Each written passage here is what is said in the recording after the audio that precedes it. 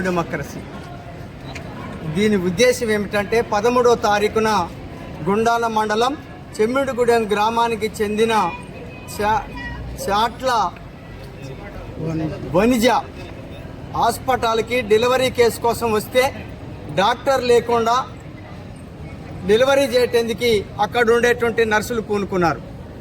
ఆ నర్సుకి సరిగ్గా డెలివరీ చేసేటువంటి పద్ధతి తెలవకపోవటం మూలాన ఆమె చనిపోవటం అనేటువంటిది జరిగింది. ఈమె మరణానికి ప్రభుత్వం బాధ్యత వహించాలని చెప్పి మేము అఖిలపక్షంగా డిమాండ్ చేస్తున్నాం. వారి కుటుంబానికి 25 లక్షల రూపాయలు ఎక్స్గ్రేషియా చెల్లించాలి. వారి కుటుంబంలో భర్త అయినటువంటి అతనికి ఉద్యోగం ఇవ్వాలని చెప్పి ప్రభుత్వాన్ని డిమాండ్ చేస్తున్నాం. అయితే ప్రభుత్వం ఈ విషయంలో నిర్లక్ష్య వైఖరిని అనుసరిస్తున్నది. ఇప్పటికైనా ఆ నిర్లక్ష్య వైఖరిని విడనాడాలని చెప్పి అఖిలపక్షం ఆధ్వర్యంలో డిఎంఎండ్హెచ్ఓ గారిని కలెక్టర్ని కలిసి రిప్రజెంట్ చేశాం. ఈ సమస్యని పరిష్కరించమని చెప్పి కోరుతున్నాం.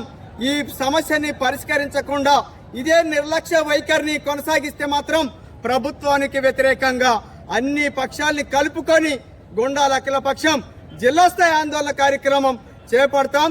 కలెక్టర్ ఆఫీసును కూడా ముట్టడిస్తాం.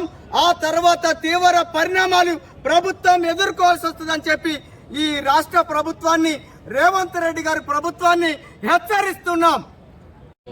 13వ తారీఖు రోజున చెమ్మిడిగూడెం చాట్ల వనిజ అనేటువంటి అమ్మాయి ఆమె పురిటి నొప్పులతో హాస్పిటల్కి వచ్చిన తర్వాత అక్కడ డాక్టర్సు ఆ అమ్మాయిని సక్రమైనటువంటి డెలివరీ చేయకపోవటం మూలాన ఆమె 10ంటికి వస్తే 2 సేపు గుండాల హాస్పిటల్లో ఉంచి అక్కడ తాత్కాలికమైనటువంటి వైద్యంతో డెలివరీ చేయటం మూలాన ఆమె అక్కడి నుండి విల్లెందు హాస్పిటల్కి తరలించేసరికి ఆమె ఆరోగ్య పరిస్థితి క్షీణించిపోవటం, ఇక్కడికి వచ్చిన తర్వాత ఇక్కడ ఉన్నటువంటి డాక్టరీ ఖమ్మం పంపించారు. ఖమ్మంలో పోయిన తర్వాత వైద్యం చేసేటువంటి క్రమంలో ఆమె మరణించడం అనేటువంటిది జరిగింది. ఆ బాలిక శిశువు కూడా మరణించడం అనేటువంటిది జరిగింది.